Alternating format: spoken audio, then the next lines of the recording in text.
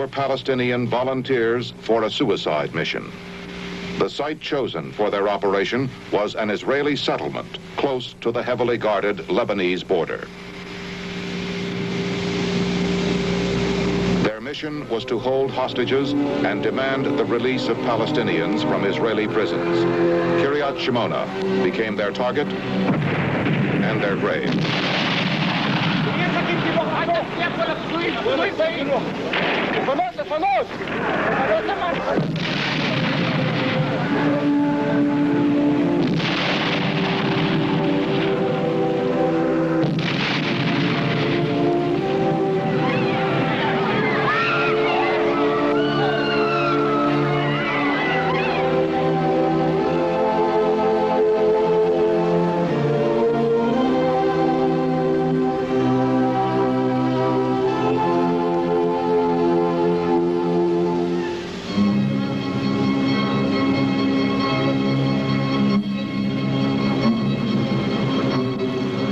Lebanon, 3 empty coffins were paraded proudly through the streets of Beirut. To the Palestinians, they became both martyrs and heroes. To the Israelis, they were murderers and terrorists. But on the 12th of April, 1974, both Jews and Arabs mourned their dead.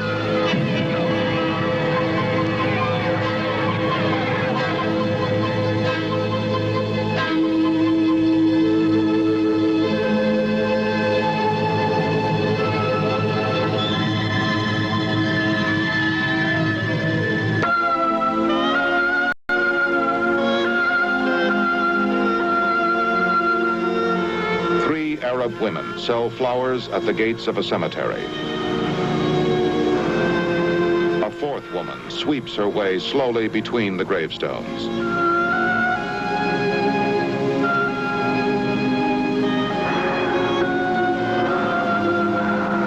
In their way, all 4 are helping preserve the memories of these young men, all of whom died fighting for the right to return to the land they call Palestine.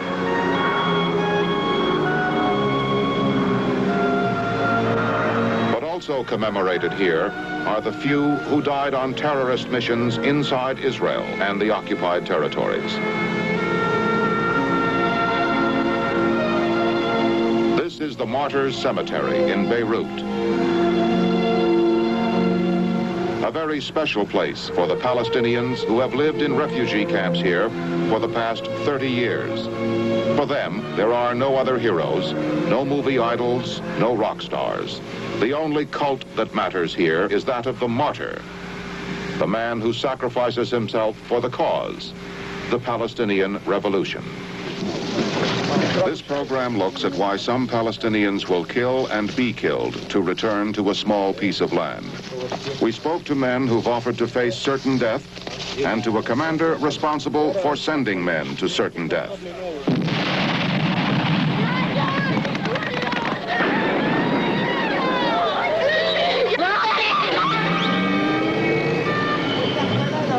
This theater in Beirut was hired by the Palestine Liberation Organization for the anniversary ceremony of a mission to an Israeli kibbutz. 7 people died that day, 3 women held as hostages, and the 4 men on this poster, their Palestinian captors. The atmosphere in the street was tense and security was tight because inside, waiting for their turn to speak, were important leaders in the Palestinian movement. The Palestinians came into the city from miles around, and the refugee camp sent their representatives to honor their dead. The men who knew they were going to die also knew they would never be forgotten. For the Palestinians, their memory becomes a weapon, an inspiration for the future. Inside the theater, Palestinian leaders wore badges decorated with the faces of the men they sent to die. إرادة الصمود بزعي جبهتكم بزعي منظمتكم بزعي قوتنا التقدم. The leaders of the PLO speak of Palestinian unity, but the history of the movement has often been marked by violent division. In the streets, the Syrian forces in Lebanon, anxious about the buildup of Palestinian security guards, appeared over the rooftops. The militancy of the Palestinians has always been a source of fear and suspicion to other Arab states, and on the streets of Beirut, Arab unity seemed far from reality. The ritual of the martyr still goes on. ABC News gained unique access to the world of the terrorist, a world as full of myth as of violence.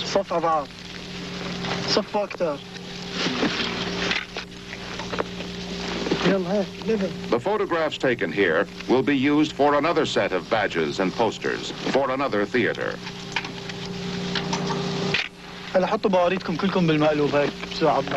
These young men are the next volunteers for almost certain suicide.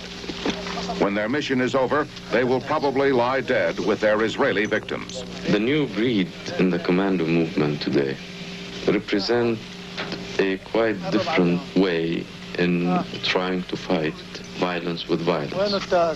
I can only refer to the day of the jackal when they tried to assassinate Charles de Gaulle.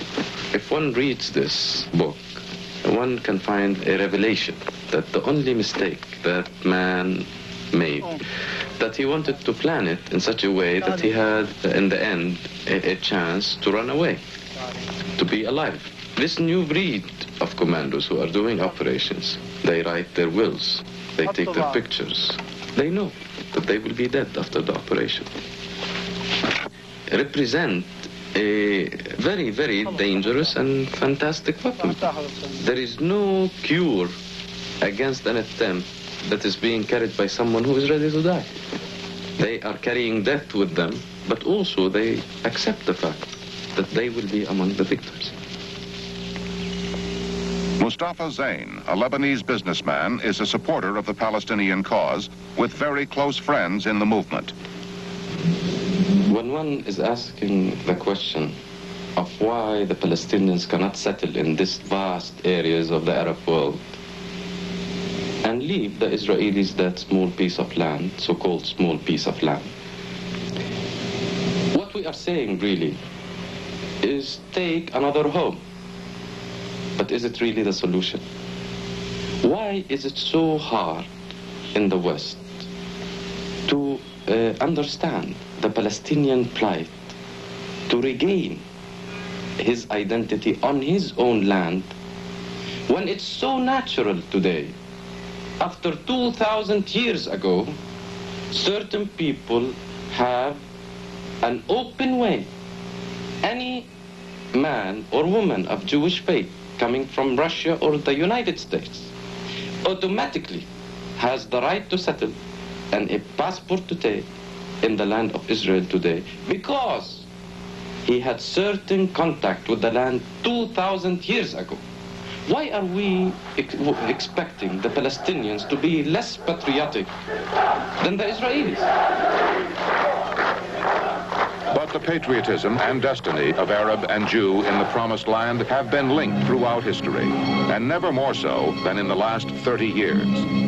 The desperation facing the Palestinians today is a direct extension of the tragic dilemma of the Jewish people after Hitler's Holocaust.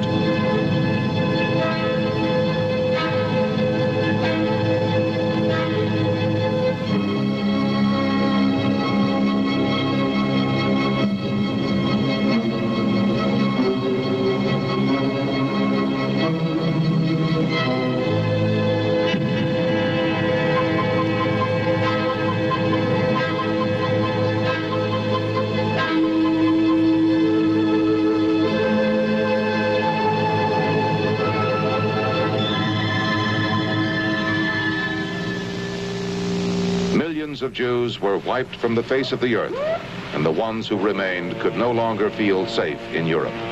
The exodus began. Immigrants came in their thousands, traumatized, and with only one last hope. But the British administration, hostile to the creation of a Jewish state, was unwilling to let them stay. Thousands of Arabs who'd been living in the region for centuries didn't want the immigrants either, for it would have meant relinquishing parts of their land. Demands for the new state of Israel and strong Arab resistance to those demands led to mounting terrorist pressure from both sides.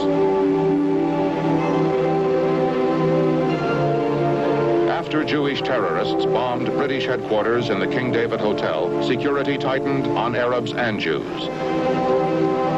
91 people died in that blast. The pressure was to become more intense as the terrorist activities of both sides in the conflict escalated.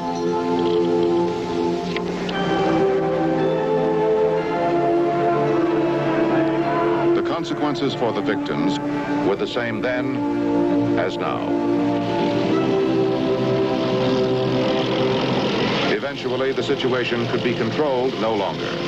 The United Nations voted the partition of Palestine in 1947, and when their mandate ended in 1948, the British left for home. Even as they boarded their ships, the new Israeli state was born. Next year in Jerusalem was to be more than a prayer.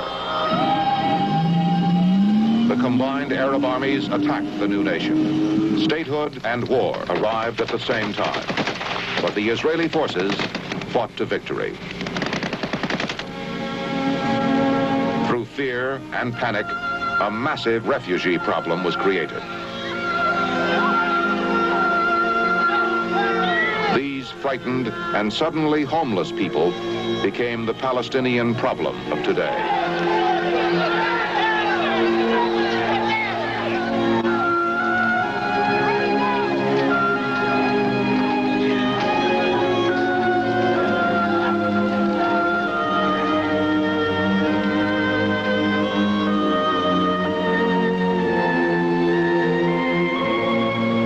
To refugee camps in the Gaza Strip, in Jericho and Nablus on the west bank of the Jordan, in Amman and Beirut. The Palestinians began their exile.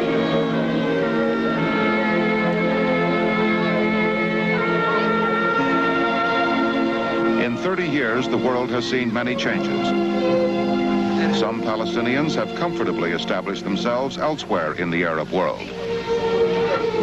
Yet, the conditions for the people living in these camps have stayed almost the same. This is an open sewer. It runs through the center of Shatila refugee camp, one of 3 on the outskirts of Beirut.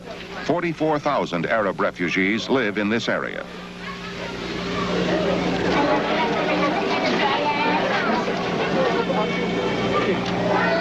The camp is guarded by guerrillas from the PFLP, one of the more militant PLO factions. From the time of their birth, they have known no other home. Their surroundings have been a breeding ground for violence.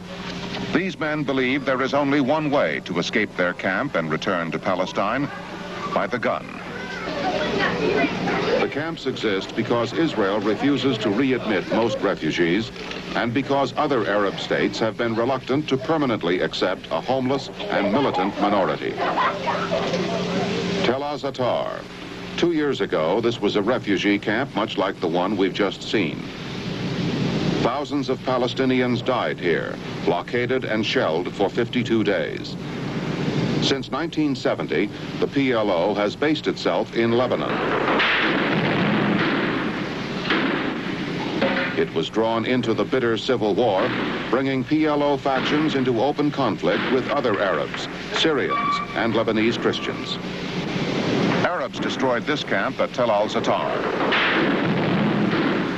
While at these 2 camps in Jericho, where 40,000 refugees fled after 1948, it was the Israelis who uprooted them again when they occupied the west bank of the Jordan in 1967. The camps now stand almost deserted. The Palestinians, dislocated for a second time, gave new strength to the growing PLO.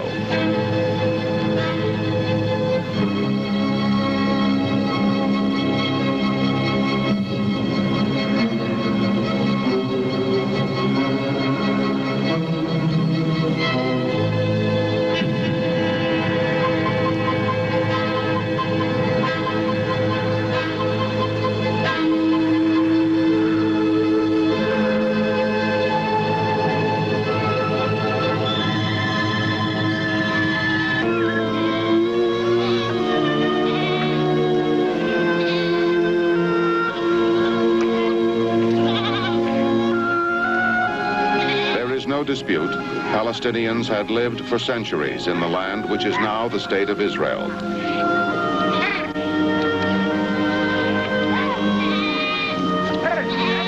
of them were farmers, as they had been since the time of Islam. Since their dispersal in 1948, many established themselves as leaders in the commercial and academic worlds.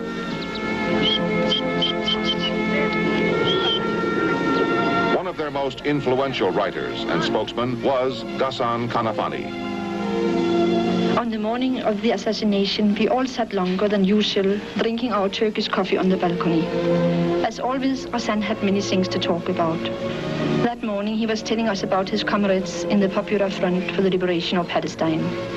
Lamise, Ghassan's niece, was to go downtown with her uncle. She never got there. 2 minutes after Ghassan and Lamise had kissed us goodbye, there was a dreadful explosion. All the windows in the house were blown out. I ran down to find only the burning remains of our small car. Ghassan wasn't there. I called his name, then I discovered his left leg. I stood paralyzed. I had no chance to see him again. Ani Kanafani believes her husband, Ghassan, was killed in reprisal for the Lod Airport massacre in Tel Aviv, where 25 people died. The massacre was carried out by Japanese terrorists acting on Palestinian orders. Kanafani was an information officer for a PLO faction. His Danish widow now teaches in a refugee camp. Here begins the path which can quickly turn young children into fighters. My husband was born in Palestine, and 12 years old, he was expelled from Palestine together with his family. He lived all his childhood as a refugee. He once said himself that life creates a human being, and the life he experienced created him. He was teaching Palestinian children in the camps. He was not a military person at all. I even believe that he would not be able to kill anybody. But he was very dangerous to the enemy as a writer and a politician.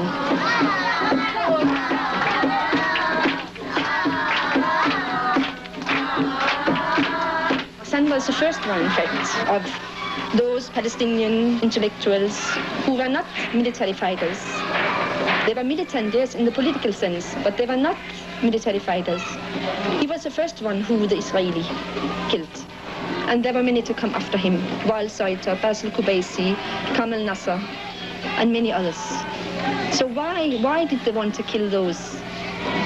Because they knew that they were dangerous.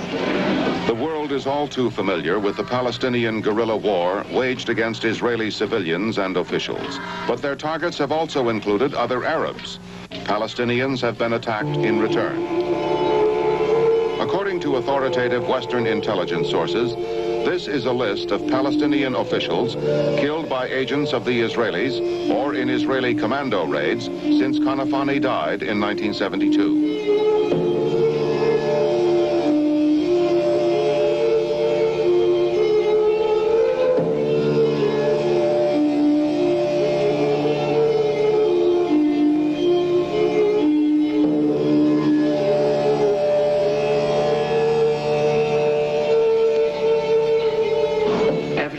Passes, we feel the great loss with the absence of Kanafani. 3 weeks later, Bassam Abu Sharif, Kanafani's successor in the PLO, received a book bomb, which the Palestinians claim was sent by Israeli agents. Sharif was severely injured. The Popular Front for the Liberation of Palestine had followed since 1968 political military tactic which had certain aims, the most important of which is to inform the world public opinion about the Palestinian people.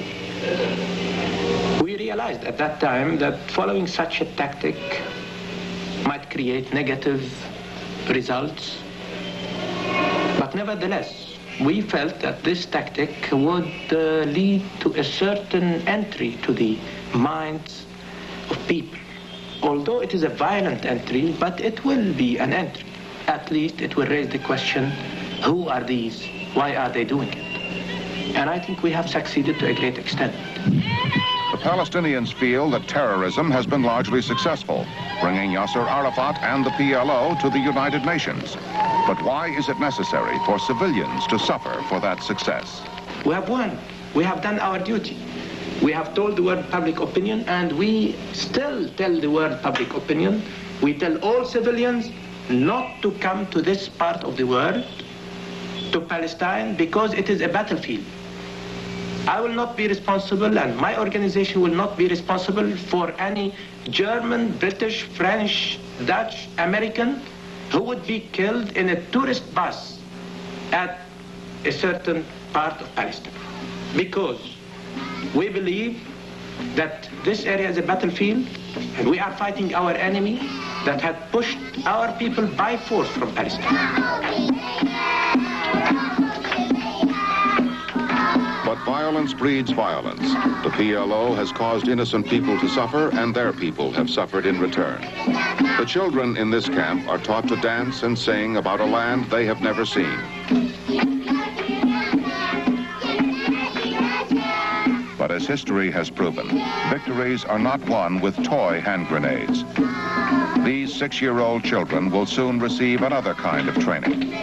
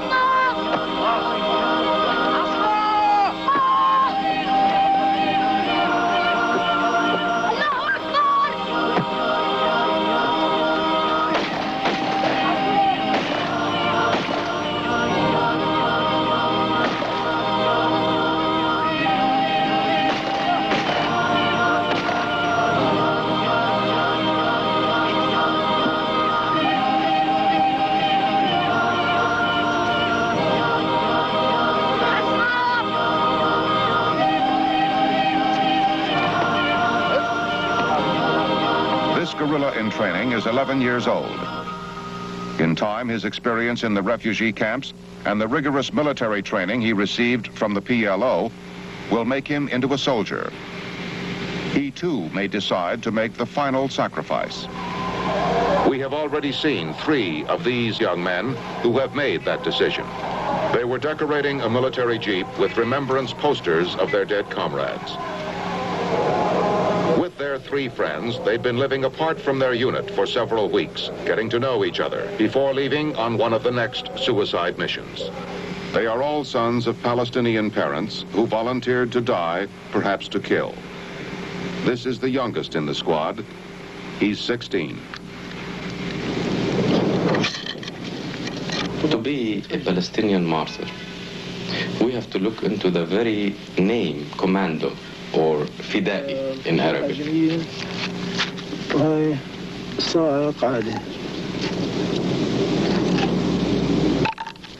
When a man finds that his nation or his people are not being up to the challenge that is challenging them, and he sees that he is the only one to show the road to the rest of the Arab people, that I am willing to give my life for what I believe.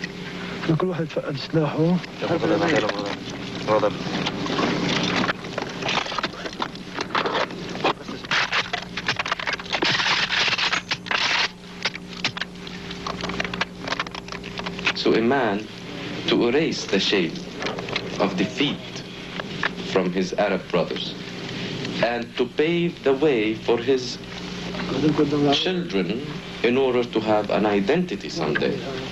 He is ready to give his life because he has nothing else to lose. He's lost everything. So what is losing your life? Nothing.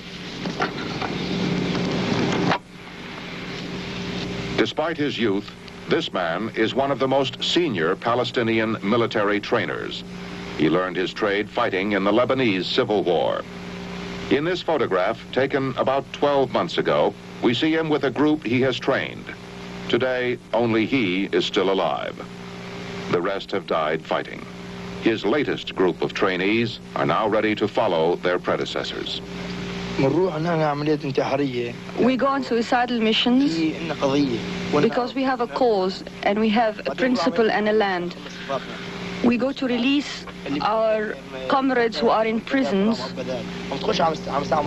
When we enter into a settlement, just to keep hostages and to claim our comrades, if they do not answer our request, then we blow ourselves and our hostages. When we see that our comrades have given their lives before us, then we have to follow them. They begin and we follow. These comrades will live with them more than with our family. When we go into Israel,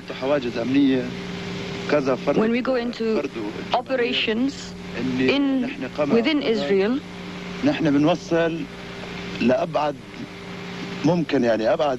we carry on to the furthermost point to prove to them that we, the Palestinian people, can step on Palestinian soil. I go on my own. I have chosen to join this mission on my own. I don't really care if I am remembered as a hero or not after I die. What I care about is my cause. It is known when you go on a suicidal mission, then you have to, you may die. This is one's fate. If your hour has come, then you die. Better die in one's land than outside of it. The cause is an Arab cause. The front hasn't chosen us. We have chosen ourselves. We have chosen ourselves. We would like to offer ourselves for suicide, for such questions. We are happy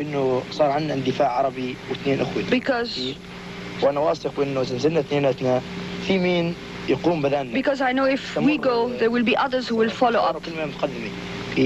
The revolution is a question of offering. We are two brothers, it is true. The struggle asks and needs us, even if we are 1,000 brothers. If we do not fight, who will fight? As Arabs, we are responsible. But Israel has not conceded to terrorist demands, so these relaxed young men may be responsible for the kind of terror we have already seen at Malat.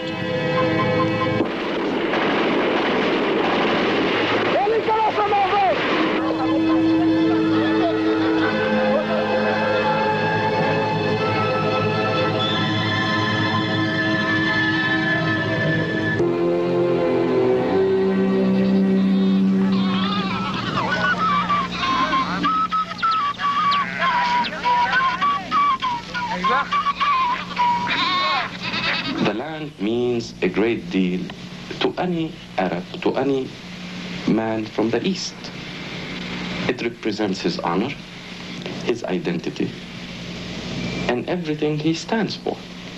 When he loses that, he loses the reason to live. What the Palestinians are doing are trying to regain this right and to attain this dream of belonging. The Palestinians feel this dream of belonging has been denied them for 30 years. And on the West Bank, since 1967, the constant reminder of defeat and occupation is born with smoldering resentment. It is a time bomb which needs only the slightest provocation to explode. a riot on the West Bank 2 years ago protesting the continued presence of Israeli troops. Revolutionary violence, according to the Palestinians, is done to attain certain political ends. The more the Palestinians feel that they have no hope in attaining their rights and their identity, the violence will go up. 2 years later, the frustrations remain. Palestinians on the West Bank and Gaza frequently protest their treatment during interrogation and detention. There is a widespread and deep belief that detainees are treated brutally. And this belief, whether right or wrong, further inflames their attitudes towards the Israelis. Ghassan Harb, a university professor, was detained without trial or charge for 33 months until January 1977. Last year, the London Sunday Times alleged that Harb was tortured while in detention. Israeli authorities denied the charge. Since Harb's release, there have been other cases of alleged brutality investigated by the Red Cross. Last January, one of Harb's students, Khalid Rubo, was ordered to report to military headquarters in Ramallah. This is what he says happened to him. And he started hitting me on my shoulders and the upper arm, and slapping me with his open hands, and so that he threw me on the ground and started beating me on my stomach, on my face, and he told me to stand up, and he hit me with his fist. One of the intelligence, Abu Tariq, he told me, Khalid, take it easy. We don't want you.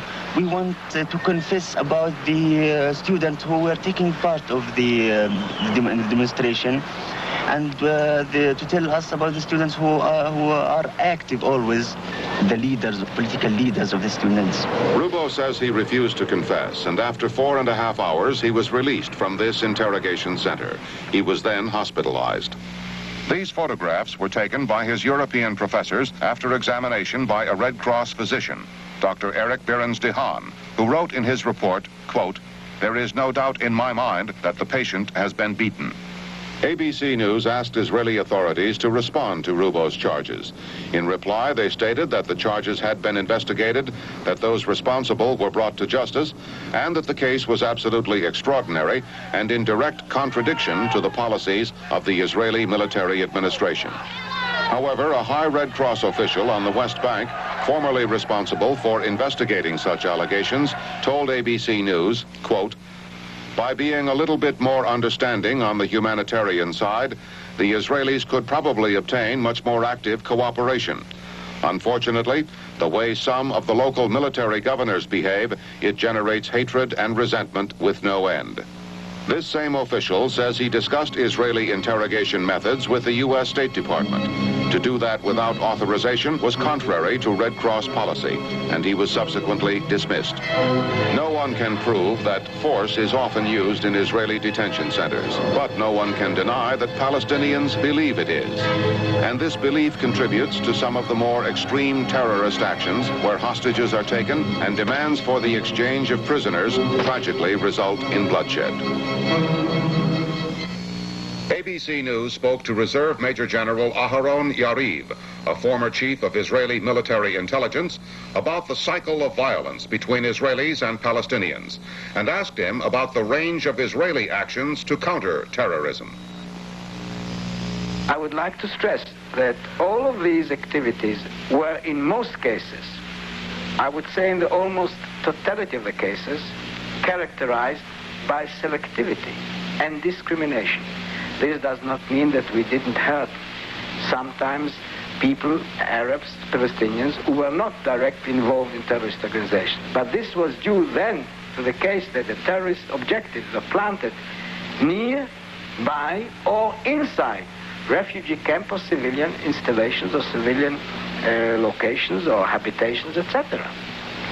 Whereas on the other side, the terrorists have not practiced discrimination.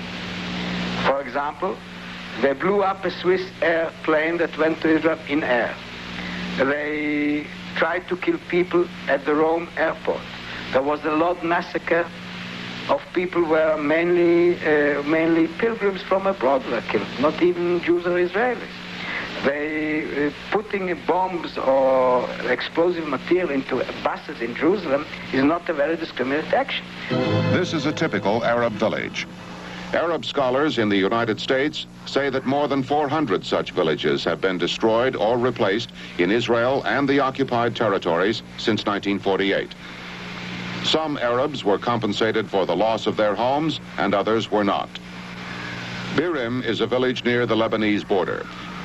In 1948, the Christian Palestinians who lived there supported the Israelis, but the Israeli army evacuated them.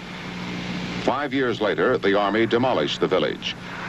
Despite a favorable ruling by the Israeli Supreme Court, the villagers have so far failed to return to the part of their land not already taken over by 2 Israeli settlements. The plight of the Birim villagers is typical of thousands of Arabs in Israel. Some refused to leave their districts and slowly resettled in other Arab villages. But many others were added to the growing refugee camps throughout the Arab world. If you want, here you have the whole story of Zionism. That means that we came back.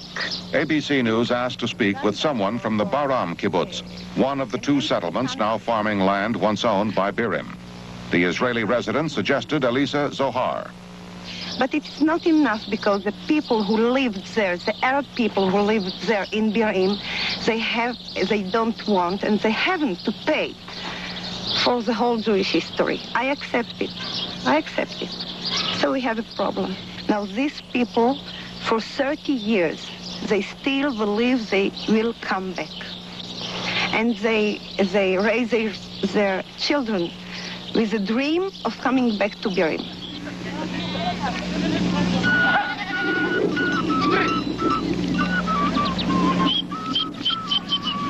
The loss of land and the inability to reclaim it is another source of PLO militancy. Why was it necessary to displace so many Arabs from their villages? ABC News asked the Israeli Minister of Agriculture, Ariel Sharon, for a comment.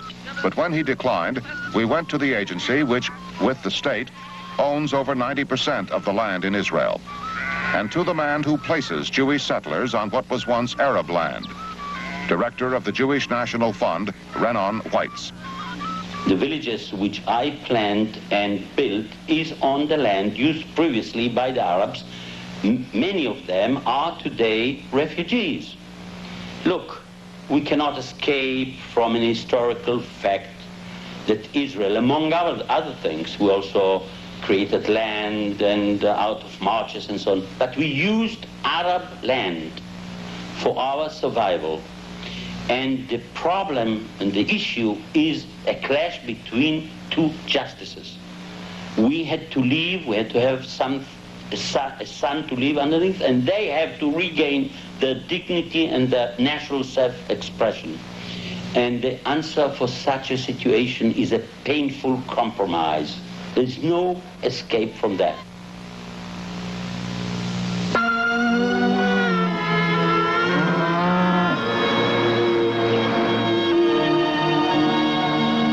In Beirut, the PLO radio station broadcasts to the Palestinians on the West Bank and Gaza. As well as Palestinian songs, there are also messages with more sinister implications. Greetings from Alif Qaf to El Mu'tasim. The gift is on its way to you. Our greetings from Alif Qaf to El Mu'tasim. The gift is on its way to you. Our greetings. Despite massive security measures, the PLO still manages to send small gifts to its supporters on the West Bank. They say that no Israeli bus station or marketplace, no tourist car or restaurant will ever be safe while their dream of belonging is obstructed.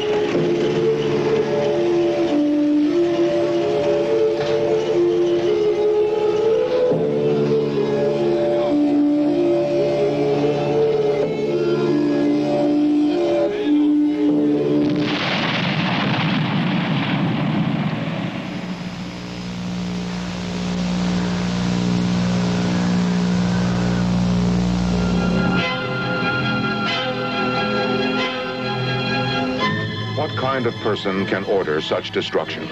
A man who commands both troops and terrorists. This man controls most acts of violence in Israel, on the West Bank, and Gaza. His name is Abu Jihad, which means father of the Holy War. He's one of the most feared military men in the Middle East. This was his first Western interview. What motivates a man to sanction attacks which have ranged from those on the Israeli military to those on the Israeli marketplace? We, as Palestinian refugees, we were thrown out of our town, and we lived in Gaza Strip under the tents. We suffered too much. We sent our cries for all the world opinion. We waited so much. No answer.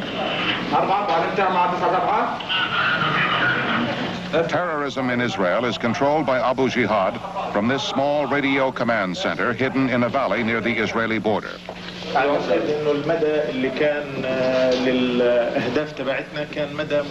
For security reasons, the outside of the building was forbidden to our cameras. On visits to his men, he gives them news of the decisions he and his fellow commanders have taken and explains their strategy and plans for the future. Abu Jihad takes his volunteers for suicide missions from the ranks of his regular guerrilla army. We have not problem about those who are ready to fight for their country. And our people are ready to sacrifice themselves because of this target. The aim of returning to their home, and for that, all of us are sacrificing themselves for the same. But the world has always condemned the means Abu Jihad has chosen to fulfill his aim. With others, he bears the responsibility for Munich, Malat, and Mogadishu. Because of him and others like him, security in Israel is constant and pervasive.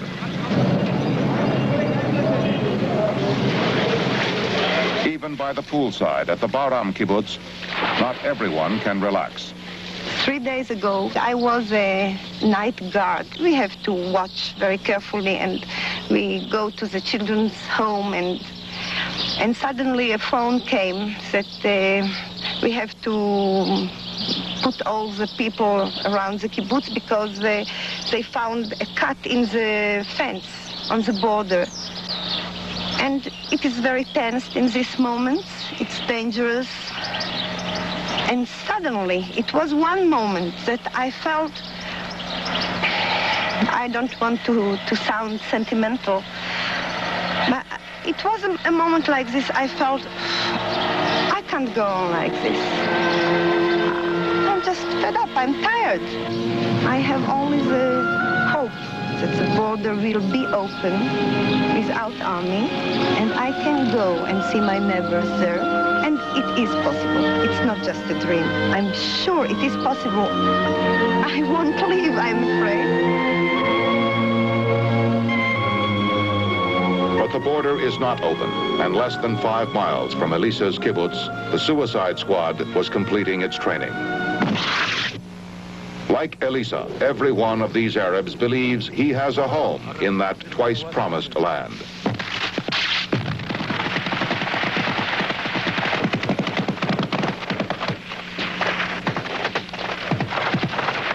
As refugees, all of them were too young to be born there.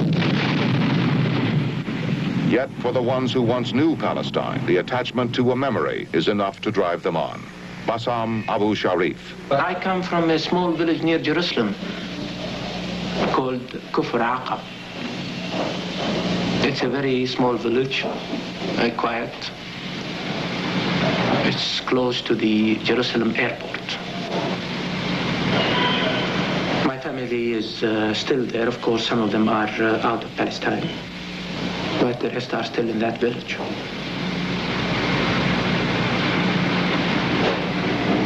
I remember all its stones,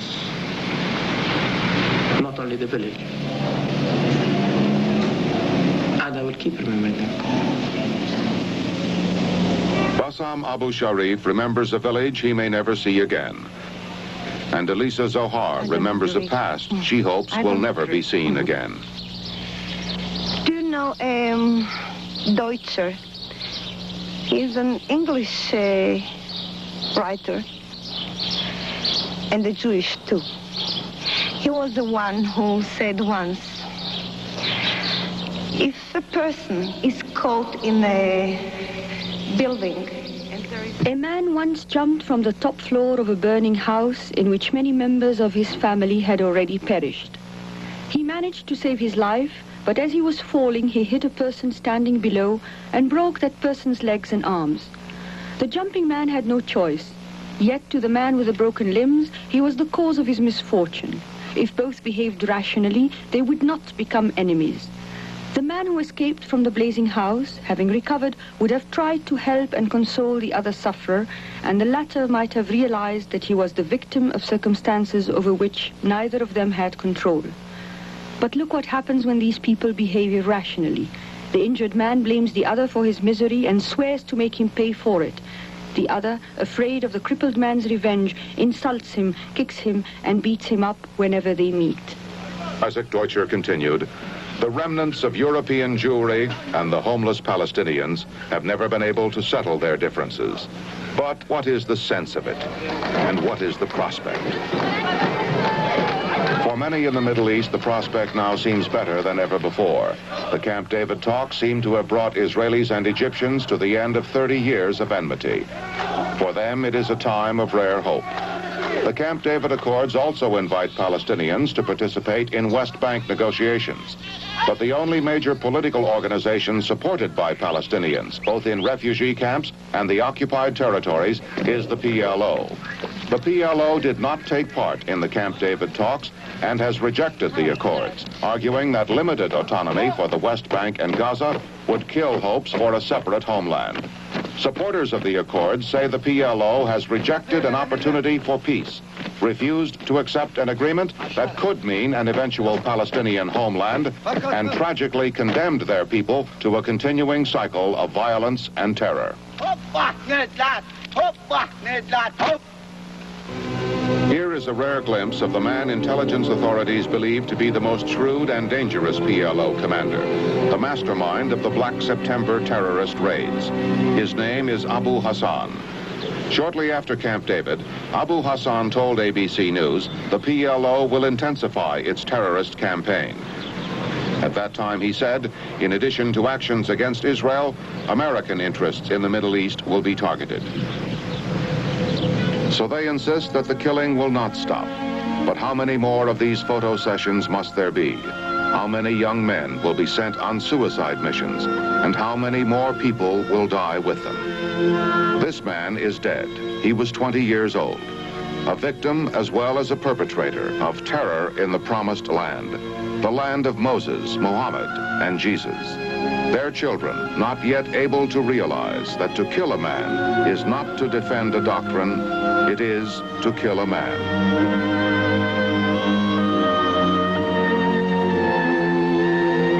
In 30 seconds, I'll have a closing comment.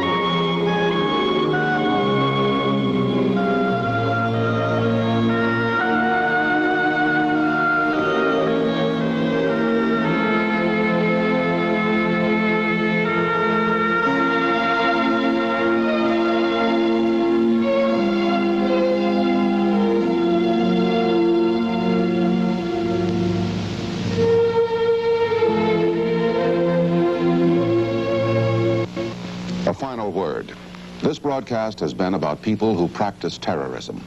What they do is abhorrent to all of us. What they say may be equally unacceptable. But for decades, they have charged the rest of the world with refusing to listen to them. That is one reason why we have presented this broadcast. We would rather hear their arguments than their guns. In Chicago, attracted more than 2,000 Palestinian Americans, most of whom had emigrated from the town of Ramallah, a few miles from Jerusalem on the west. Camp David has changed nothing as far as the Palestinians are concerned. On the contrary, it gave us more ammunition to be more steadfast behind the PLO. I'm Mike Wallace. I'm Willie Safer. I'm Dan Rather. Those stories and more tonight on 60 Minutes. portion of 60 Minutes is sponsored by Exxon. People working to find and develop new sources of energy for you. Energy for a strong America. Energy for a stronger America. Oil and gas aren't the only forms of energy our country's got to develop more of these days. There are 4 others. First, there's coal. Second, there's nuclear energy. Third, there's solar energy. And fourth, there's you and all the rest of us. The more energy we save, the less we'll have to depend on imports. So let's put conservation to work. Along with coal, nuclear, and solar power. Where might you be going with that? Same place you're going, Father. I'll check it straight through for you. You better hurry. What's that? It looks like I got about an hour, you say?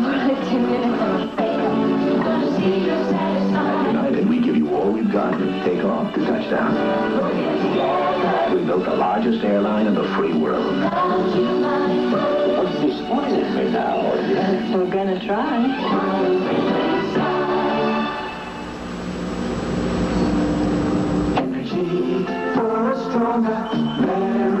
To Exxon geologists, these remote canyon landscapes aren't just scenery. They're clues to where uranium may be found. Drilling, studying rocks, and probing for radioactivity help us find the uranium that may someday provide electricity for your home. Right now, hundreds of geologists are leading Exxon's search for new deposits of uranium and other forms of energy. Energy for you and energy for a strong America. This portion of 60 Minutes was sponsored by Exxon. People working to find and develop new sources of energy for you. Energy for a strong America. 60 Minutes, a CBS News weekly magazine, will continue.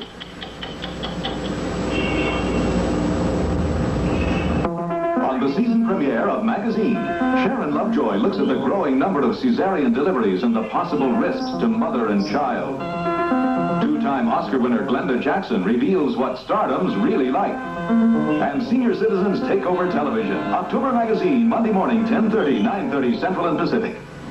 Tomorrow on CBS.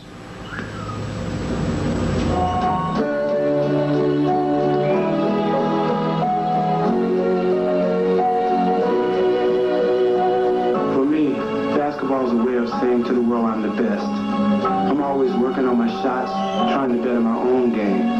Because I know, even though there are 10 men out there on that court, David Thompson's toughest competitor is David Thompson. United Bank of Denver. When it comes to business banking, we're our own competition.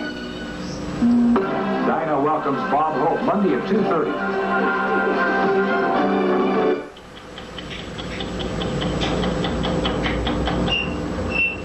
In the wake of Camp David, if Egypt, Israel, and the United States had any hope that moderate Palestinians would help bring peace to the Middle East, that hope is gone.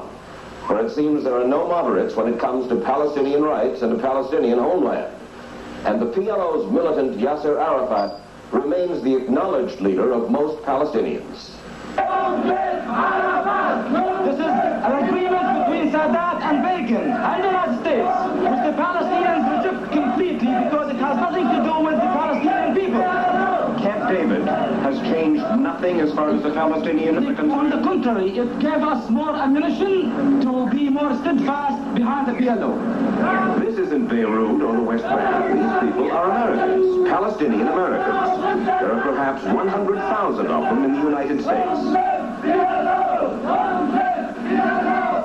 And every one of the Palestinian Americans we talked to in New York, Detroit, Chicago, Washington, every one of them expressed loyalty to the PLO and anger that Jimmy Carter, the man who only last year was calling for a homeland for the Palestinians, now equates the PLO with Nazis in the Ku Klux Klan. The PLO, they believe, is their only hope for leading them back to their homeland. We want our homeland where that my father and my grandfather and my grandfather, they did die in that land. Emotionally, and my dream, my heritage, my roots is keep pulling me back to Palestine. If I could stay as a free man there, I will get back there right now, claim that ownership, and stay there, and live there forever. If there were a Palestinian state, how many of the 25 people right here in front of me now would go back? The 20th Annual Convention of the Ramallah Federation, the largest organization of Palestinians in this country. This year, their gathering, held in Chicago, attracted more than 2,000 Palestinian Americans, most of whom had emigrated from the town of Ramallah, a few miles from Jerusalem on the West Bank. These Palestinians treasure their heritage, their identity. They're clannish. Indeed, they cling together partly because so many of them still feel like strangers in their new land. And not unlike many Jewish families who don't want their children to marry outsiders, these people too insist their children marry only other Palestinians. But the Ramallah Federation is more than just a social club. Mike Saar, the outgoing president, made that clear in his keynote speech. The U.S. government still refuses to recognize the PLO, and following the Israeli line, are trying to pretend that the PLO does not exist. The largest single group of Palestinians in this country is settled in the area around Detroit, Michigan, perhaps 10,000 of them. They came here first in the 40s at the time of Israel's struggle for independence. More came after the Six-Day War, 1967. And they still come to study, to find jobs in the automobile factories, to join members of their families who have emigrated before them. We're still going to fight 200 years from now with the Israelis until Palestine becomes Arab like it was before. Yes. Palestine, you want to be Arab. You want to drive the Israelis into the sea. Not necessarily into the sea. We have nothing against the Jews. We have something against the Zionist political establishment. Saeed Ghanam was an early arrival, 1946. He came from Ramallah. Today, he owns a prosperous grocery and liquor store in Dearborn, Michigan. But Palestine is never off his mind. Why is it that the Palestinians have no human rights? This is something that makes me burn. Forget the property that they took away from me and my people. Forget all the bloodshed that they brought on us. Forget all the rights that they have taken away from us. But why is it that we, as a people, have been completely forgotten and disregarded even as humans? Why can't we have the rights like other people do? That's not the Israelis' fault. Your own Arab brothers did that to you. What did the Egyptians or the Syrians or the Lebanese or the Kuwaitis or the Saudi Arabians do for you? What did they do for us? Yes. The same thing that Israel did for us. The Beit Hanina Social Club is Mecca for Dearborn's Palestinian community. They come here to a room dominated by a picture of Yasser Arafat to talk about their old country, and sometimes to talk about the insensitivity of their new countrymen. If I walk in the street, you know, you are a big shot, you know, you couldn't walk in the street, but I walk in the street. They call me a camel jack. You know that? They call you a what? A camel jack. A camel jockey? Yeah. Really? How you like? Who calls you a camel jockey? Everybody.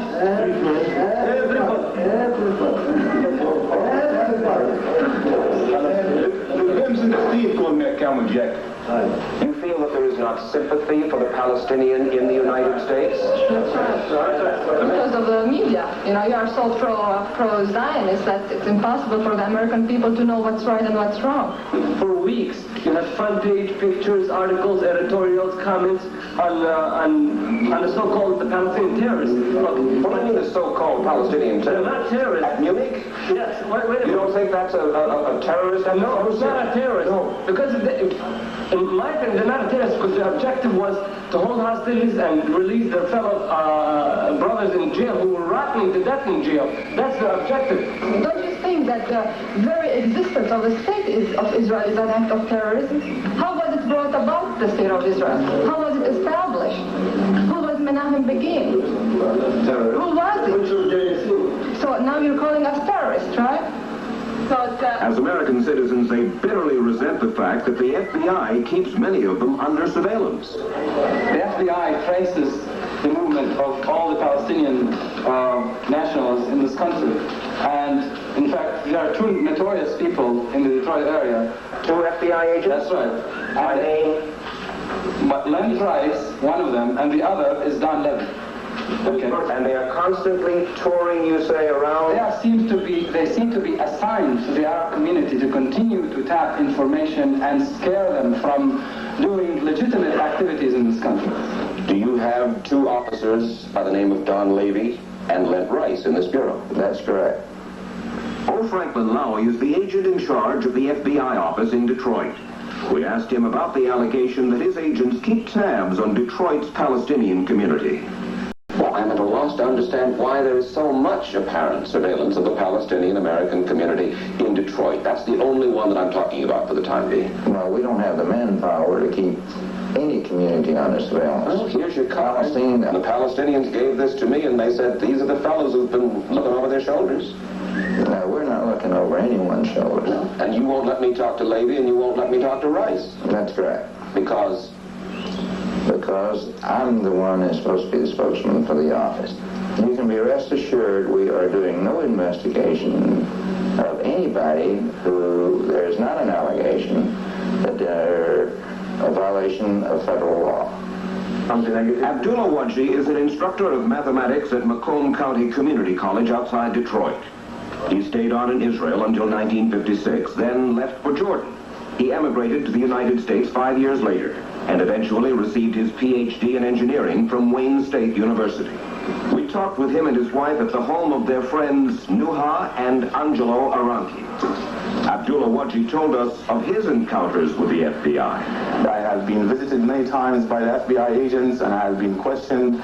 They asked me if I am in any way tied with the PLO, if I support them financially, if I send them any money, and then the main question they told me we were there to ask me about where was I in a certain Sunday that was saying that was when an Israeli military attaché was killed in Washington.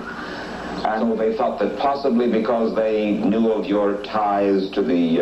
Wait a minute, what ties? What ties? What ties? The only ties I had with the Palestinian movement or the PLO was expressing my own given rights in this country of walking in a demonstration, expressing my voice, talking about the Palestinian problem. I had no ties whatsoever. The FBI also interrogated Susan, Abdullah's American-born wife, and surveyed their activities in the Detroit area. But it wasn't until Abdullah tried to move with his family from the United States back to the West Bank that he says he discovered the FBI had turned their information about him over to Israeli authorities. In the interrogation in Nazareth, they had a file and they were looking there and he asking me questions which was very infuriating really for an American citizen to see that his activity in the States is being transmitted to a foreign country. That was unbelievable. You mean that you believe the FBI? Definitely, who else? I mean, when he gets dates and tells me in the date of so-and-so you were in a demonstration against Rabin in Detroit. In the day of so-and-so you were in a demonstration against the bonds of Israel. They have a file, I wouldn't exaggerate if it was that thick. He keeps sifting through the papers and reading dates which I do not recall. And in essence, after 4 hours, the bottom line is, what business do you have in this country? You have no rights in here, and you are not welcomed, and you have a couple of days to get out of here.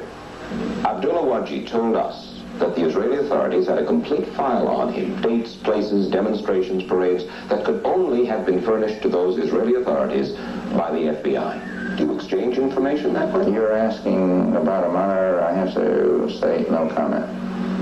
Why no comment? Because I'm not at liberty to comment. What is the commitment for Israel in this country? Why should we pour so many billions and billions of dollars every year to Israel? Well, one would say that they are an ally, a democratic country. They give us intelligence. Democratic, hold it for a minute. Hold it there. Democracy too. Democracy too. To the Jewish citizens. There is no democracy towards the Palestinians at all. At all. If you call it democracy for a Jew to come from any part of the world, and at the moment he lands in Ben Gurion Airport, he becomes a citizen enjoying the citizenship of Israel.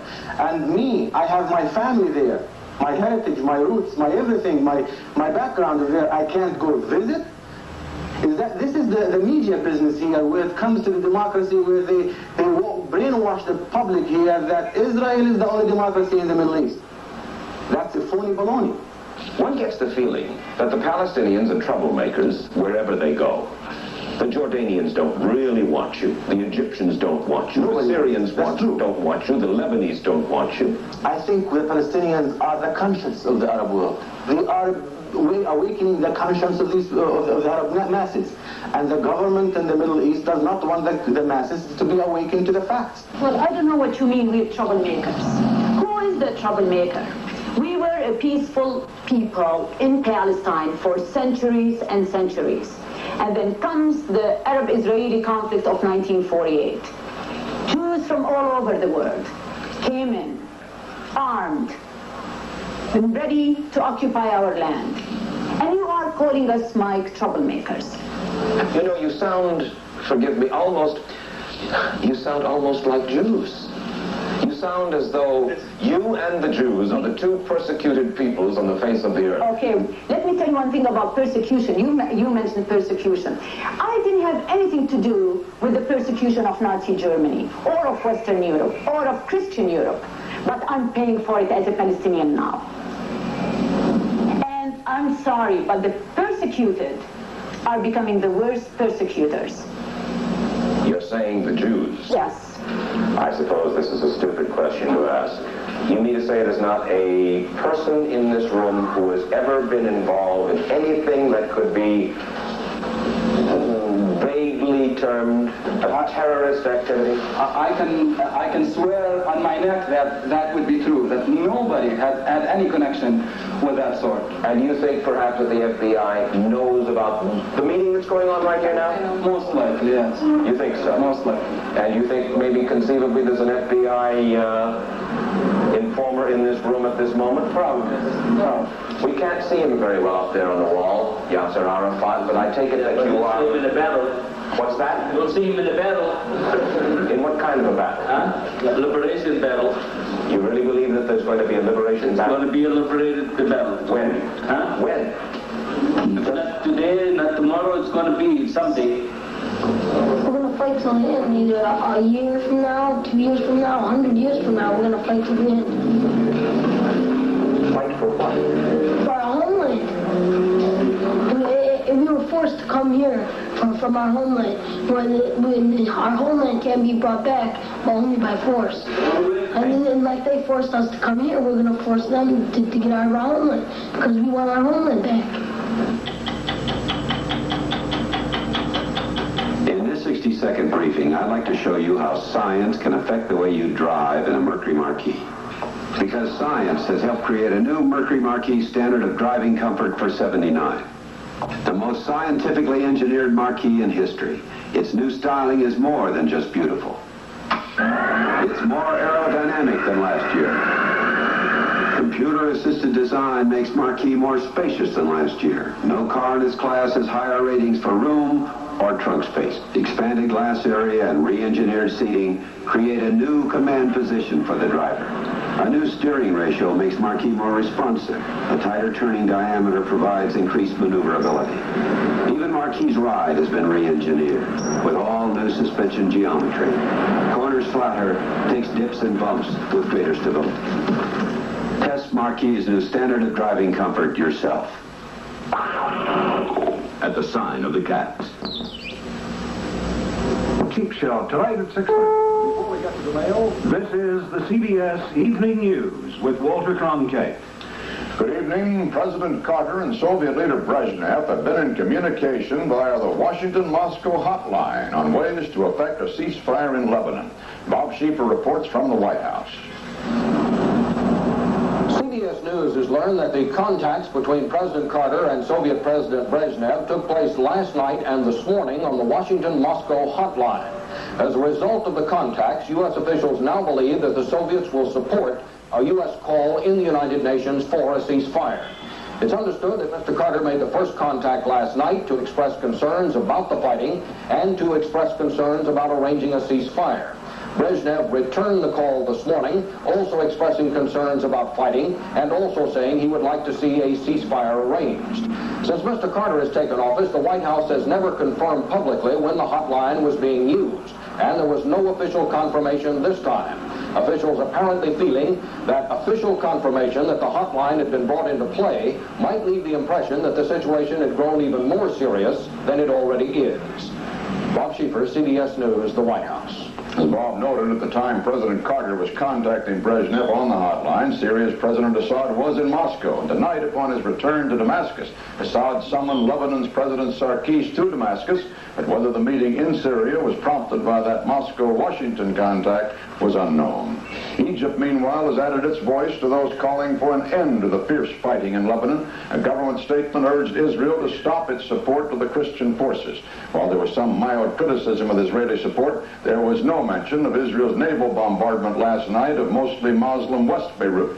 Egypt also called on Syria to withdraw its troops so that there might be a, quote, quiet inter-Lebanese dialogue. And at the United Nations, the Security Council has agreed to meet to discuss ceasefire proposals.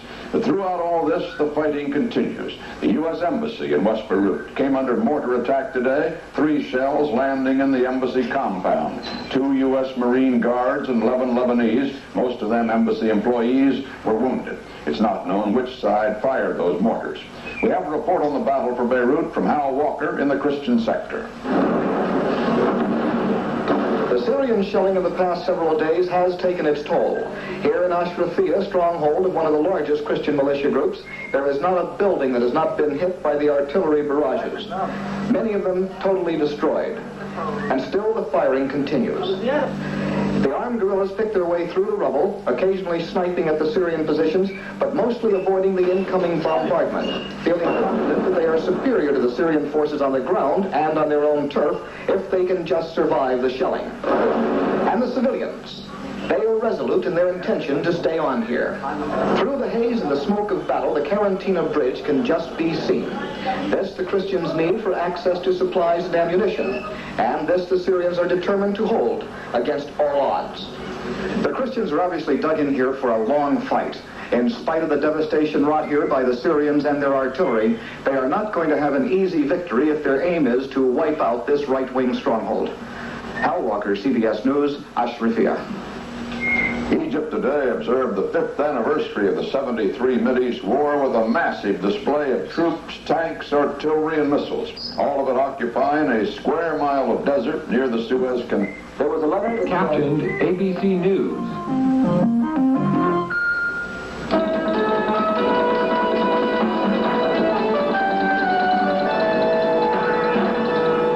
The United States expresses deep concern over Israel's plan to expand existing West Bank settlements. President Carter campaigns for Democrats in Tennessee and Florida. From ABC, this is World News Tonight, with Peter Jennings in London, Max Robinson in Chicago, Barbara Walters, special reports, and from Washington, Frank Reynolds.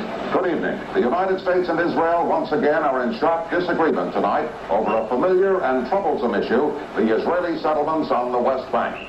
The Israeli cabinet, which yesterday approved in principle the draft of a peace treaty with Egypt, also decided to place more families and build more housing in the existing settlements. The Israelis were reacting to statements by Assistant Secretary of State Harold Saunders implying that Israeli West Bank settlements may not be permanent. The reaction in this country to the Israelis was swift and sharp. Here's a report from Barry Gunsmore at the State Department. The U.S. was taken completely by surprise by the Israeli decision to expand its West Bank settlements. But within hours, what one official described as a very tough message had gone out from President Carter to Prime Minister Begin. That was followed by a tough public statement issued in the name of Secretary of State Vance. We regard the reported decision taken by the Israeli cabinet to thicken some of the settlements on the West Bank as a very serious matter and are deeply disturbed by it. Technically, the Israeli action is not a violation of the Camp David agreements because they do not call for an absolute freeze on expansion. But as President Carter outlined at a breakfast on September 27th, there was no freeze because the Israelis were not talking about an enormous expansion, but just to complete a home or to complete a few additional families. It is not clear just what kind of expansion the Israelis are planning. But late this afternoon, the Israeli delegation returned to Washington, and Foreign Minister Dayan was by no means contrite. We don't feel that we have to apologize about it. And no one can say one word that we are acting in bad faith or that we are not honoring the commitment taken by us during the Camp David agreement. For its part, the U.S. considers the timing of the Israeli decision on the virtual eve of a peace treaty with Egypt to be, in the words of one official, extraordinarily bad. In terms of impact, the U.S. feels that at best it will merely delay the treaty with Egypt. At worst, it deals another blow to chances for a comprehensive Mideast peace. Barry Dunsmore, ABC News, the State Department. Overseas today in Israel, the decision to expand the Israeli settlements on Arab land appears to be motivated by two factors. One, many Israelis are mad that the United States has created the impression among Palestinians that a West Bank solution is, or should be, linked to an Israeli-Egyptian treaty. It's regarded by others as a payoff to hardliners in the Israeli cabinet who might not otherwise have gone along with the draft Egyptian-Israeli peace treaty. Andrew Mizell visited an expanding settlement today. He also gauged the effects on nearby Palestinians. One of the West Bank settlements the Israelis plan to expand is Ofra. Actually, Ofra has been expanding all along, but independently and at a slow rate. Today, nearly 3 years after its founding, it still houses only 50 Israeli families. Pesach and Sheila Shelnitz, formerly of Bridgeport, Connecticut, now live in Ofra with their areas where nobody is living on the West Bank. Not far from Ofra is the city of Ramallah, whose 20,000 inhabitants are all Palestinian Arabs. One of the few Palestinians who felt the Camp David autonomy plan was at least worth looking into was attorney Aziz Shahadat. Now he feels the Israelis have made it impossible for the Palestinians to accept the plan. It was bad policy on the Israeli part to start talking about expanding when we are not yet in agreement to accept the Camp David agreement. This is, I think, a sabotage to the agreements from the Israeli side. Politics aside, the basic question is whether the people of Ramallah and the people of Ofra can coexist side by side. And the answer to that question will be found not in Washington, but right here. Andrew Mizell, ABC News, on the West Bank. Prime Minister Begin said again tonight that Jews do have the right to settle on that occupied Arab territory. Egypt will not likely respond to those Israeli expansion plans until tomorrow, and Egyptian officials in Cairo and in Washington are advising us that any recall of the Egyptian delegation from Washington to Cairo is not at the moment to be considered with alarm. Here in Europe today, President Sadat is the subject of much speculation. He's considered the favorite to receive the Nobel Peace Prize, which will be announced tomorrow. Israel's Prime Minister Begin is also a front-runner, but President Carter's nomination may have reached the Norwegian Nobel Committee too late. But President Sadat's commitment never weakened. 2 months ago, after 12 days of meetings between Sadat, President Carter, and Prime Minister Begin at Camp David, the principals gathered at the White House. They announced they had reached an agreement and would, in the weeks that followed, try to complete the language of a peace treaty. Meetings toward that end are now continuing in Washington. What manner of man would risk his political future and indeed his life in this cause? To help answer that question, Directions presents an interview with President Sadat produced by the Hahn Foundation in Cairo last April. The interview is conducted by Reverend Harold Bredesen.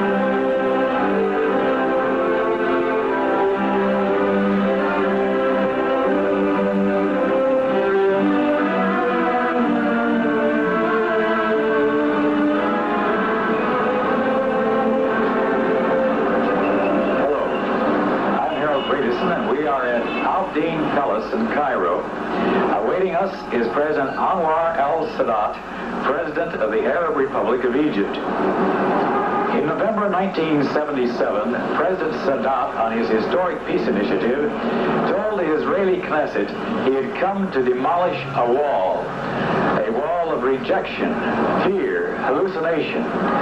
Today, he and I are going to take a swing at another wall, a wall much older, far longer, and in some countries, just as high. Thank you so very much for the privilege of being with you today, Mr. Sadat. Well, thank you. On the very day that I left for Egypt, the first copy of your book came off the press, and I've been entrusted with the honor of delivering it to you personally in search of identity. Thank you very much. Thank you very much. That's an intriguing title. What did you mean about that, by that title? Well, it is this. In search for my identity, really, I was searching for the identity of my nation. And you should see that everything happened here coincides with the history of my country since the time I was born until this moment. You know, Egypt has had some very great kings, but I don't know of any head of state of Egypt who has really laid down his life for his people as you have. I feel that it is a great responsibility, and that God that has put me in this position. So I must fulfill my mission. And every human being has got a mission. The difference between the human being that lives even after his death and the other that ends by death, it is the mission. Everyone has got a mission. Yes. You know, of the identification that we Christians have felt with Israel, and that God is telling us, without taking our one arm around Israel, we should put our other arm around you. But you Arabs have an identification with Israel too. They have lived among us, believe me. The only place in the world that there has never been any discrimination was in the Arab world, where the Jews lived with us in complete harmony and on the same status. This is historically known. In Europe it was different, in every place it was different. Well, it's rather interesting, isn't it, that in Spain, during the Moorish rule, which of course was Muslim, the Jews prospered greatly, and then the Moors were ousted, and the Inquisition took over, and the Jews had to leave the country. That's right. That's right. In the Islamic Empire, doctors, scientists, professors, in every way, the Jews are lived with us, and they are in our history. More than that, our Father is one. What do you mean when you say you have the same Father? Would you just go into that? Our Father is one, Abraham. You know, yes. Abraham has married Sarah. Israel, and he has a son, Israel. After that, he has married an Egyptian woman called Hagar. Yes. And he has Ishmael as his son, and he has put them there in Mecca, where the holy house of God is there in Mecca, in the same place that Abraham put his wife Hagar, and is the father of the Arabs. Israel is the father of the Israelis. Well, they are brothers, Ishmael and Israel. I know that you're very much concerned about the wall between Israel and Egypt, but I think you're equally concerned about the wall between the Christian and the Muslim. Is that true? Well, fortunately, we don't have this wall here in Egypt, but yes, in some places, because maybe of illiteracy or so, or of maybe historical reasons like the Crusades or so, but a true Muslim will never be a true Muslim without recognizing Moses, the Bible, Christ.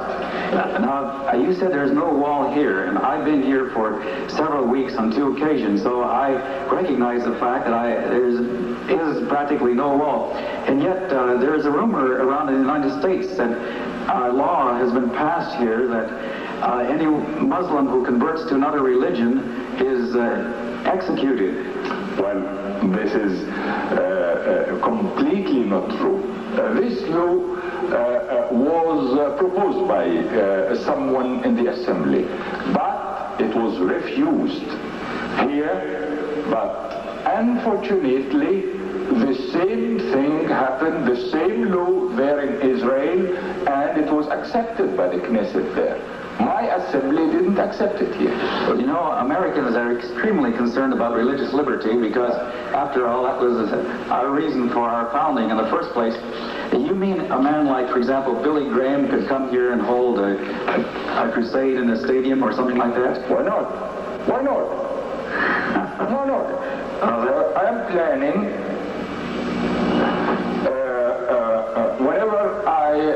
whenever the Israelis withdraw from Sinai, to build on the mountain, Sinai mountain that God spoke to Moses. Yes. This is in my land in Sinai. I'm going to build a mosque, a church, a synagogue in one site. And the prayers to be prayed in the same moment by Muslims, Christians, and Jews. I don't know if you're aware of how much ignorance there is about the Muslim religion among us Christians, but I grew up as a schoolboy thinking of Allah as a very vindictive, cruel Muslim deity who just rewarded with instant paradise the Muslim who died putting us infidels to the sword. So I almost felt as if there was a bounty on my head. You see, this has started with the Crusades. It has a background. Oh, yes. Every part of us condemns the other as infidels. The Christians accuse the Muslims as infidels, and the Muslims accuse the Christians as infidels. No. Quran is here. I had a very interesting discussion with Chancellor Schmidt, the Prime Minister of West Germany. He is a very cultured and learned man. And he also asked, and when I told him what is in Quran, really he was very astounded. The only difference between Christianity and Islam is this. In Quran we say this: God has taken Christ to heaven. He was not killed. A man in his imitation was killed. In Islam, we don't want, we were told here that Christ has been elevated to God and he has not been killed or crucified, but an imitation of him. This means that we have great estimation to Christ to the extent that God didn't permit his crucifying, but took him to heavens. I guess this is the crux of our difference then, isn't it? Because for us, his death was atoning for our sins, you see, so that's why the cross is the symbol of our faith. So we disagree on that area. Do you believe that Christ is coming back? It is stated in our Quran, before the day everyone will recognize Christ. Is that right? Yes, in Quran. I wish you would just tell me what you think of God, how you see God. Not as the cruel, vindictive deity that we thought of him as. In fact, I didn't know quite until recently that Allah is the name for God, and that even the Christians in your country worship the same, have the same name, Allah. Yes, yes. I was brought up in a village, as you know. Yes. I'm a villager. And I learned Quran before I went to the school. You were asking how we envisage God. In spite of my knowing Quran and learning Quran, the man who have opened really the doors of faith for me in the cell 54 is an American author called Lloyd Douglas. Oh, yes. He's a Christian minister. Yes. Uh-huh. Yes. He started to learn medicine, and then after that he left, and he became a priest. And wrote the Robe, too. The Robe, but read magnificent obsession for him. Oh, yes. Anyone who doesn't have faith will have faith at all. At once. And this man has taught me faith. Isn't that marvelous? Oh, just tell us a little bit about your experience in Cell 54, would you? Well, it is a very hard experience because suddenly you found yourself between four walls, no book to read, no radio to hear the news, no newspaper to do, except just in a cell like this, and for 1 year and a half before they permitted us to have newspapers and books. When we were permitted these books, fortunately the first book I read was Magnificent Obsession of Lloyd Douglas. Oh, is that and then right? continued after that in the same line. In the cell 54 I found myself. I found myself, and I found that through love I can do miracles. And through hatred I am impotent.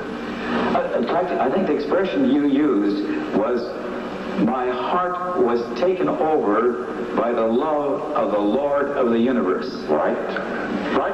And let me tell you this.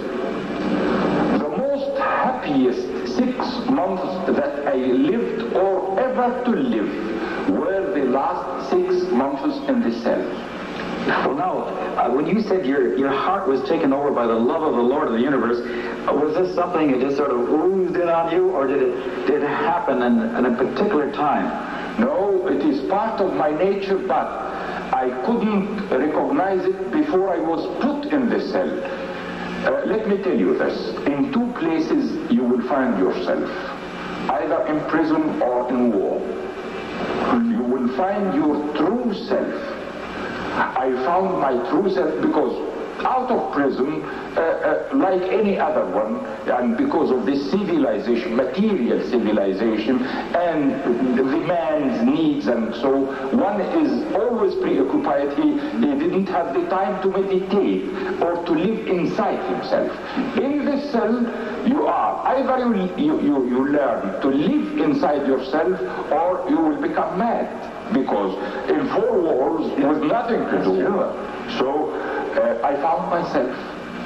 You know, I had an experience of being overwhelmed by the love of God. In fact, I could define it almost in exactly your terms, of my heart was taken over by the love of the Lord of the universe. But when I tried to share it with people in my own rather formal church, they looked at me askance, and I was wondering, did you find people responsive to the experience you had, or did they think you were talking a foreign language? As I told you, when I had this discussion with Helmut Schmidt, the Chancellor of West Germany, and because of the new facts that I told him in Quran, he told me, why don't you write a book? I promised to write a book on the 3 religions, and you will find that it is one religion according to Quran. I promised, and he asked me to write the foreword of this book. I gave him my word, and I shall be writing this book. Chancellor Helmut Schmidt of Germany will be writing the foreword of this book. Well, what happened as a result? You discovered there in the cell, I think you said that God wasn't just someone way up there, but he became your personal friend. That's right. And this was such a liberating experience. I think you said you were set free in that moment, from fear of man and from hatred. Hatred you can hate, and from the material needs. I see. So it really was a liberating experience in prison, then, wasn't it? It is. And as I told you, in two places only you can find yourself, either in prison or in war.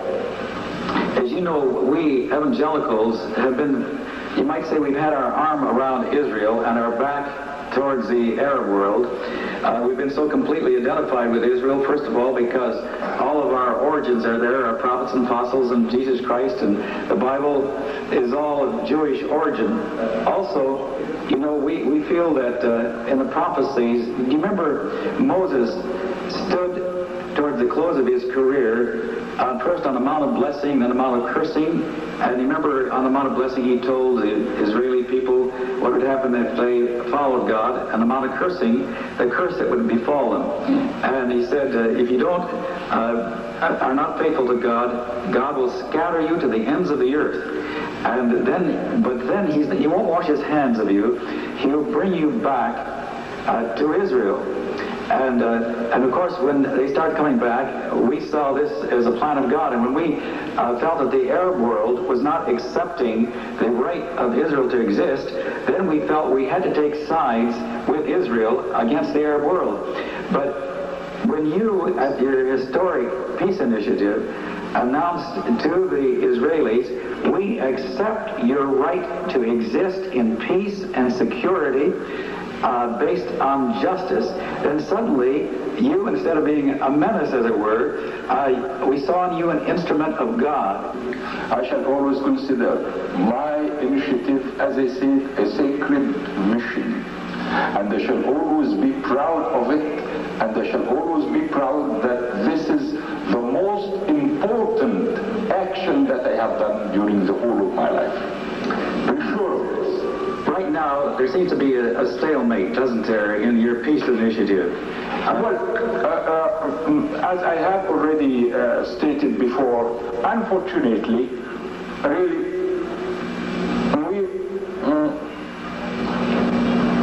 we are having two languages. No one can understand the other. No. From our side, after my initiative to Jerusalem, we have no complexes at all, no bitterness, no hatred, and we have changed it completely by my initiative. I'd like to ask you some questions about your faith. You look forward to the ultimate triumph of good. Yes, and love. Yes, and it has been proven through 59 years that I lived until this moment. At the end, the good triumphs. What makes you think this?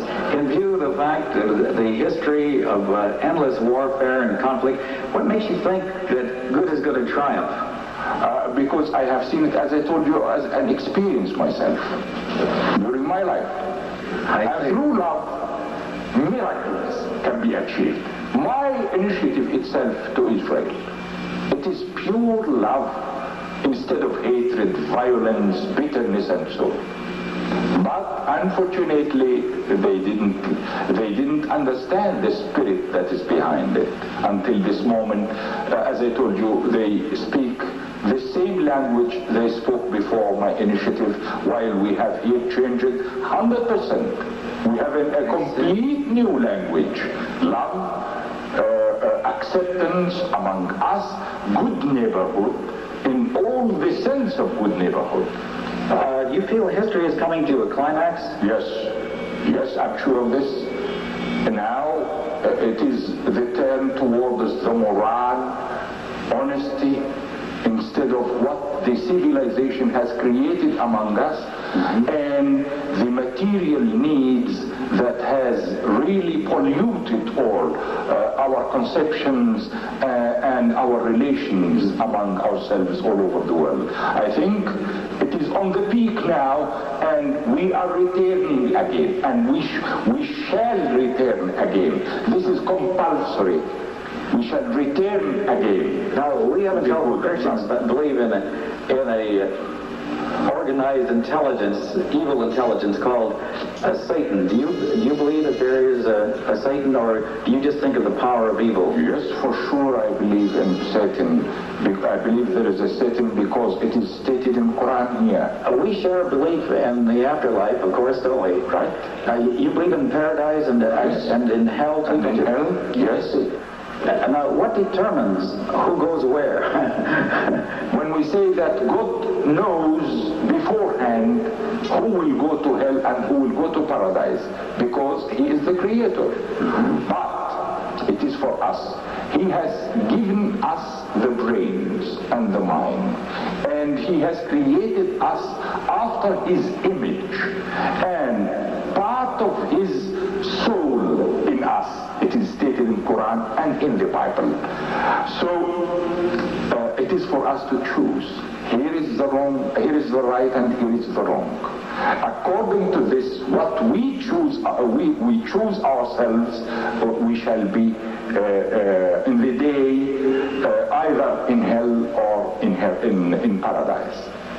Depending upon on what we... You have the choice.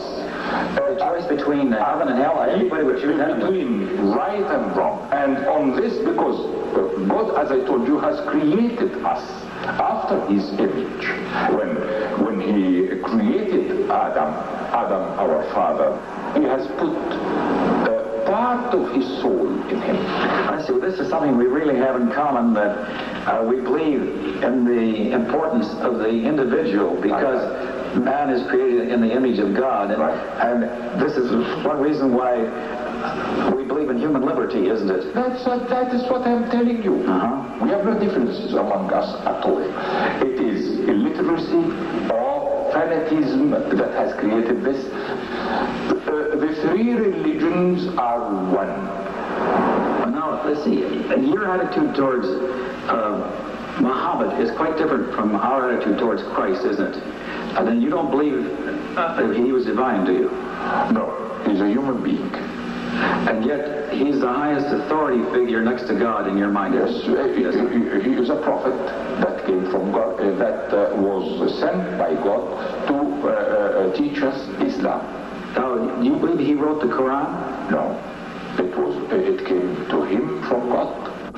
I see. Yes. In fact, you don't even like to be called Muhammad, do you? Do you know that he was illiterate? Is that right? He was illiterate, and Quran is master in the language. How could an illiterate man write a masterpiece in language? This is one of his miracles, because Muhammad didn't bring miracles like Jesus brought. And we recognize it 100%. All what Jesus has done and miracles, it is in Quran. Oh, is that? Yes, in Quran. Well, now, I guess we have quite a different concept. I think this would be the big difference between us, because we see Jesus, of course, as a God who came down and shared our lot and became man, the Son of Man, as He described Himself, so that we could become the sons of God. And so He is at the right hand of God the Father in our faith. Yes, Mr. Sadat, there's one more thing I wanted to ask you about. I've heard your wife has spoken of this mark in your head as where evidence of your prayer life. Because of the prayers. Yes. Now, we Christians think of Muslims as repeating prayers, but I get the impression that you pray spontaneously to God, don't you, too? 5 times a day. I see. When you pray that way, do you pray stated prayers, or do you sometimes just tell God whatever on your heart? Well, there is a certain movements that one makes in prayer, as you know. You don't pray, for example, as you walk down the street or anything. You feel that you must be in a position of reverence. Well, you can have this, but those 5 prayers are compulsory. Oh, yes. You make quite a bit of praying during the night, though, too, don't you? Yes, you can do it whenever you would like to do it, or you have the time to do it. Do you pray in your own words, or can you pray in your own words, or must you use stated prayers? These are, as I told you, we recite Quran. Everything we say in the prayer is from Quran. Well, now, I told you that I have thousands of love letters from Christians praying for your protection and success. And so many of them said, when they handed me the letter, when you see Mr. Sadat, would you give him a bear hug for me? And so I'd like to fulfill that commission this time. Welcome. Welcome. Well, Harold, just do it like we do it here in the Arab world, like this. Oh, thank you. Join us next week on Directions for Churches in Northern Ireland, a conversation between the Catholic Bishop of Derry and a leading Protestant